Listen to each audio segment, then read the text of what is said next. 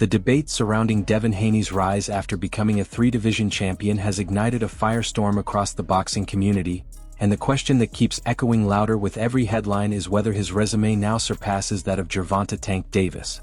On the surface, the argument seems tempting. Haney is young, undefeated, already a former undisputed champion at lightweight, and now a title holder at 147 after beating Brian Norman Jr. His list of accomplishments looks impressive when laid out in a neat row. But when the excitement fades and the spotlight shifts from hype to reality, the foundation of this comparison begins to crack. The mere fact that fans feel the need to ask the question speaks volumes. When Tank wins, nobody wonders whether Haney has caught him. It's always the reverse, always Devin fighting for recognition in a shadow cast by one of the biggest stars in the sport. This difference highlights something far deeper than belts and titles. Boxing is not just about collecting hardware. It's about who you beat, the quality of opposition, the cultural imprint you leave behind, and the level of excitement and influence you generate every time your name gets mentioned. Devin Haney becoming a three-division champion is undeniably impressive, and his resume shows discipline and calculated career movement. But when you examine the names attached to his accomplishments, the narrative loses some power. Brian Norman Jr., talented but green, was not considered a major threat or a proven champion in the division. Regis Prograis, once respected, was clearly past his prime when Haney defeated him. Jose Ramirez carried name value but had never established himself as a defining force among his contemporaries. The controversial bout with Ryan Garcia remains etched in memory as a fight where Haney was dropped repeatedly, even though the official result was overturned. Fans remember what they saw, and visuals matter. Tank Davis, on the other hand, built his legacy in a completely different way.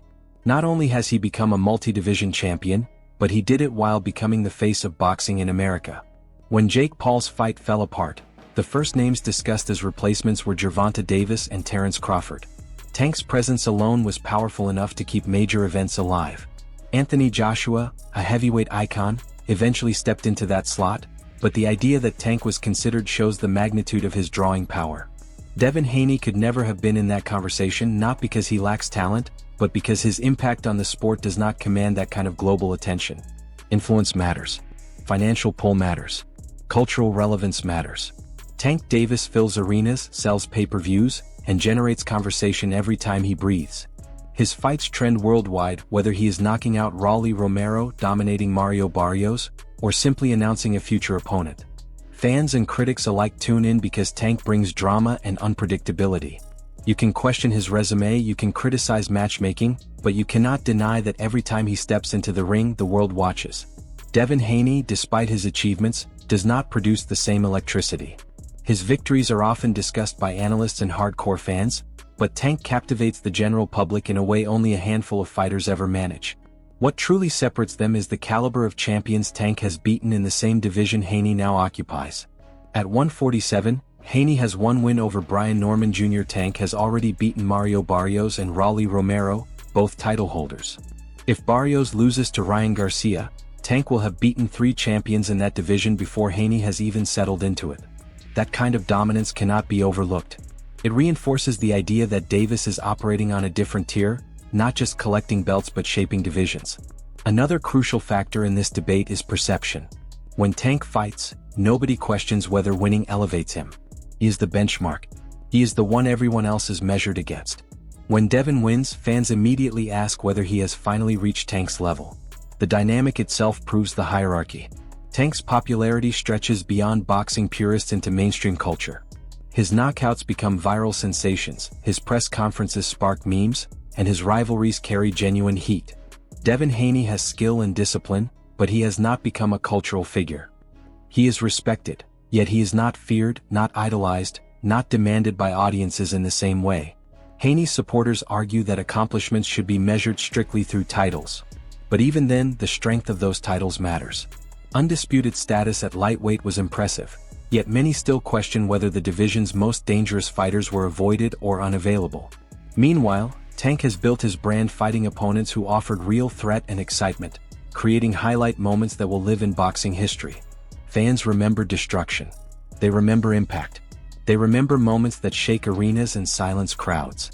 Tank delivers those moments consistently. This does not mean Devin Haney lacks greatness. His trajectory is strong, his discipline admirable, and his willingness to jump divisions suggests ambition. But until he defeats fighters who carry true danger and established credibility, the comparison remains premature.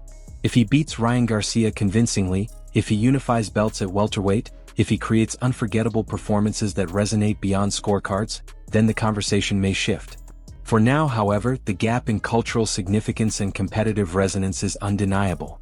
Tank Davis represents the fighter others aspire to surpass. Devin Haney represents the fighter striving to validate his place among the elite.